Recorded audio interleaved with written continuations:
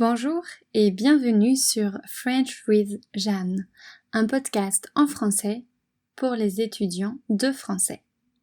Dans ce deuxième épisode, j'aimerais vous parler de mon travail.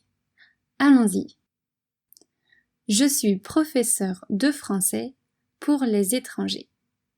Maintenant, j'enseigne en ligne, c'est-à-dire que j'utilise Internet pour donner mes cours.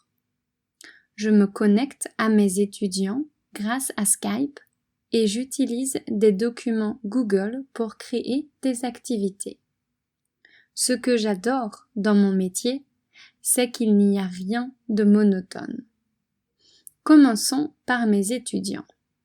Ils viennent du monde entier, de Russie, du Brésil, des États-Unis, d'Australie. J'apprécie énormément cette diversité. En plus, ils ont entre 12 et 65 ans. Ils ont donc des situations très différentes et exercent des métiers très variés. Par exemple, je donne des cours à d'autres professeurs de langue, à des retraités, à des avocats. Même si je suis la professeure, j'apprends énormément de mes étudiants. Comme je ne donne que des cours particuliers, j'ai le temps de construire des vraies relations avec eux. Pendant les cours de conversation, je choisis des thèmes d'actualité ou des sujets plus personnels. J'aime discuter des expériences passées, des projets d'avenir, des souvenirs d'enfance ou encore de la vie quotidienne. Il y a toujours quelque chose à dire. Grâce aux activités que nous faisons, je connais bien certains de mes étudiants. Je connais les noms de leurs proches, je sais ce qu'ils font le week-end et ce en quoi consiste leur travail. Et d'ailleurs, je crois qu'ils savent beaucoup de choses sur moi aussi. Mais cela ne me dérange pas. Ce que je trouve important, c'est que les échanges soient sincères. Aussi, chaque étudiant a un objectif spécifique. Certains veulent passer un examen, d'autres étudient pour le plaisir, et d'autres encore souhaitent pouvoir communiquer avec des francophones. Les activités sont donc très différentes parce que, évidemment, j'adapte le contenu des sessions à l'objectif de chaque étudiant. En conclusion, la nationalité, l'âge, la situation professionnelle, la personnalité et l'objectif de chaque étudiant influencent le contenu de chaque cours. Chaque session est donc unique et c'est quelque chose que j'adore. J'aime le changement. Et avec ce travail, j'en ai tout le temps. Quel bonheur! Devenir professeur n'a pas été une évidence pour moi. Quand je suis entrée à l'université, j'ai fait une licence en langue étrangère, puisque j'adorais les langues. Mais dans mon cursus, il y avait aussi des cours d'économie et de droit, et je n'ai pas vraiment aimé étudier ça. J'étais un peu perdue quand j'ai eu mon diplôme. Alors, je suis allée voir une conseillère d'orientation.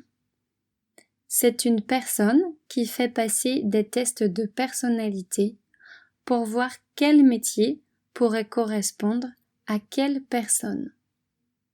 C'est là que j'ai découvert le métier de professeur de français pour les étrangers. En effet, cette profession faisait le lien entre tout ce que j'aimais, les langues, les voyages et le contact humain. J'ai donc continué mes études avec un master pour devenir prof de français pour les étrangers. Et voilà. Pendant mon master, j'ai effectué 2 stages. Le premier au Vietnam et le second aux Philippines. J'ai beaucoup appris pendant ces stages. À la fin de mon contrat à l'Alliance française de Cebu, aux Philippines, j'ai demandé à ma supérieure s'il y avait du travail pour moi. Elle m'a dit que oui. Mon stage de 6 mois s'est donc transformé en mon premier emploi. Au total, je suis restée 1 an et demi à ce poste. J'enseignais à des petits groupes de 5 personnes à l'Alliance française, mais aussi à des grands groupes de 45 étudiants dans les universités de la ville. Pour quelqu'un de timide comme moi, ces grandes classes représentaient un vrai défi. Heureusement, les Philippins sont adorables et tout s'est très bien passé. La grande majorité du temps, je donnais des cours à des étudiants débutants. Après quelques mois, j'avais l'impression de faire tout le temps la même chose. J'ai donc commencé à donner des cours en ligne. Et j'ai tout de suite aimé ça. Alors, quand j'en ai eu marre d'habiter à l'autre bout du monde, j'ai démissionné et je suis rentrée chez mes parents. J'en ai profité pour créer ma micro-entreprise et pour devenir professeure indépendante. Aujourd'hui, je travaille donc seule et en fait, la plupart du temps, ça me plaît beaucoup.